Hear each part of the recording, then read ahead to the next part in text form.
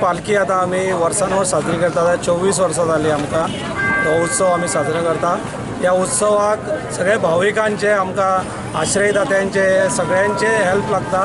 तेन्ना त्या उत्सवा हेतून आमचे हो जो उत्सव हेच्या फुडें आमी बऱ्या भशेन साजरो करतले.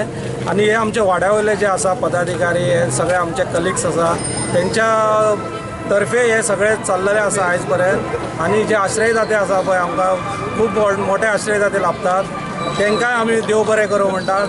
आनी अशीच गजानना कडेन मागता सगळ्यांक आयु आरोग्य दिवपाचें, धन दौलत दिवपाची, तेंची इच्छा आकांक्षा पूर्ण करपाची.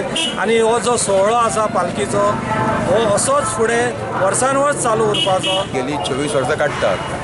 म्हणजे गणपती मंदिर जालें पळय त्या वर्साच्यान आमी आज पर्यंत ही आमची पालखीची परंपरा चालू दवरला.